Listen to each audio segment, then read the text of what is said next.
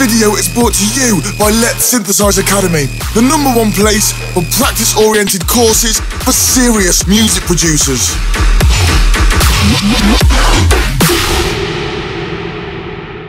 Hey, the Larson here. Welcome to the newest Synthesize Sunday episode, and today I want to show you a very cool tool that I bet you never thought about using on basses that can turn your boring bass sound into very exciting sound, something like this.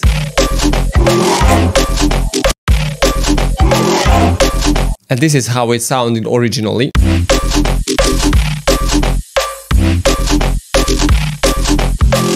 Like always, if you want, you can grab this sound from my Patreon below, and if you want to dig deeper into production, check my academy for awesome start to finish courses. But right now, let's jump into it. Okay, so this is the pure bass sequence.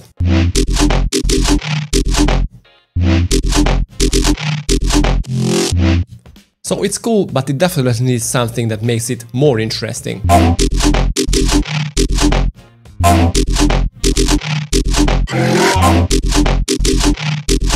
And to make it even more interesting,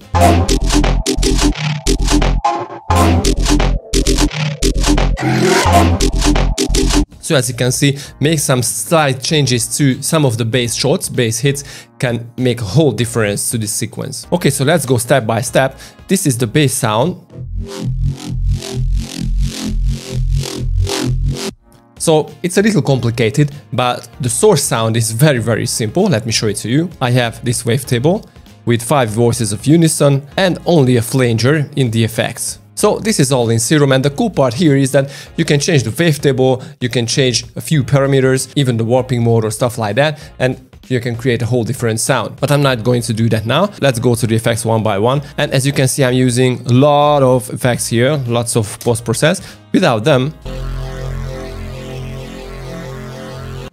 okay, so let's go one by one. I'm using an LD4 here, as you can see, and I'm controlling 5 parameters here. So inside Serum, I'm using the wavetable position and the filter cutoff that is muted, like it is not even activated. The only thing that I'm modulating here is the wavetable position. After it, I'm using a chorus, and that is very good because if you have chorus before distortion, it can create a whole word. After that, I'm using a Saturn. It has some slight saturation. I'm using the Kick Shaper preset. Then a flanger. Again, this is very good if you use heavy distortion. After that, a bandpass filter before the distortion. And then a vocoder. Now, this may sound silly, but I applied a vocoder after I applied the distortion to change the sound, to shape the sound a little. So what I did is I applied this distortion.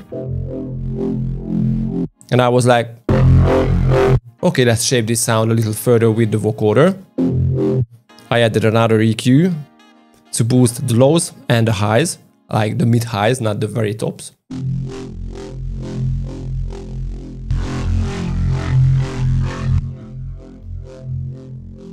Now the fun thing here is you can tweak the formants inside the vocoder. So you can create very cool things with that. A multi-band compression to even out the sound a little more. Another EQ to shape the sound further. Now here comes the fun part, the auto filter, that is a morph filter that morphs between bandpass and high pass. And this adds a nice movement to the sound. An OTT after that.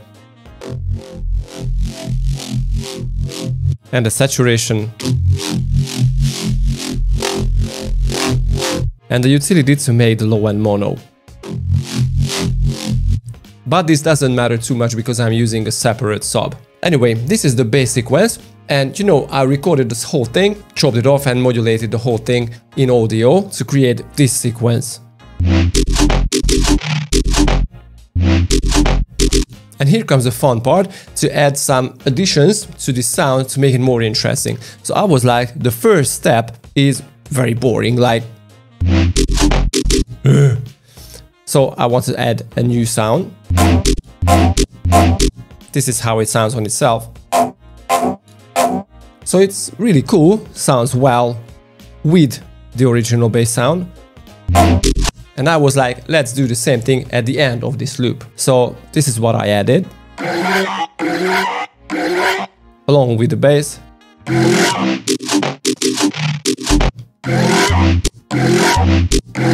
And I have these chord steps. Okay, so here is the thing. Let's use one slice from the original bass and just tweak it like really crazy. So this is what I did here. This is the crunchy bass that I added as another extra. And originally it sounds this. So what I did is I cranked it up by 1 octave and tweaked the grain size of the texture mode. So at around 81 it sounded fine, but I had to add some effects, and this is the magic here. VocalSynth. This is such a cool thing, and I bet you never thought about using VocalSynth on your basses, on your bass shots. So I went in VocalSynth and tried to find a nice preset. Honestly, I don't remember which one I used, but you can really just try any of them. I bet they will sound really, really cool. As you can hear, it adds a very nice, almost vocally kind of texture to it. So I added EQ8 after that, another EQ8 to boost the interest frequency or the sweet point of the sound, saturator to make it a little louder, utility, and the gate to basically chop the tail of the sound that is created by VocalSynth. And all together, this is so cool. Okay, let's do the same thing at the end with the end sequence. So along with the bass. So what I did here is I took one of the chord stab shot that I made. So this thing here. And I dropped this to the end of the sequence. This is it. I didn't do too much to it, but I cranked it up by 1 octave and played with the grain size. So originally, this is the original sound. That sounds like this. And it is literally this step. So I took this sound and layered it up with this sound,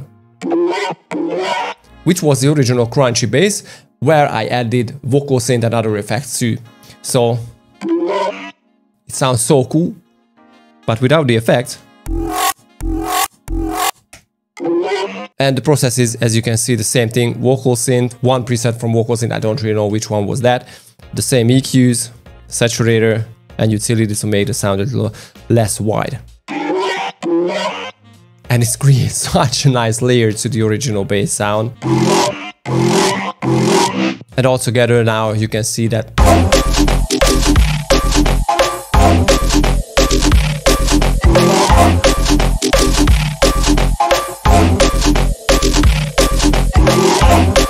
Okay, this was it for today. Grab this sound from my Patreon and check my academy if you want to dig deeper into production. And see you guys next time. Peace!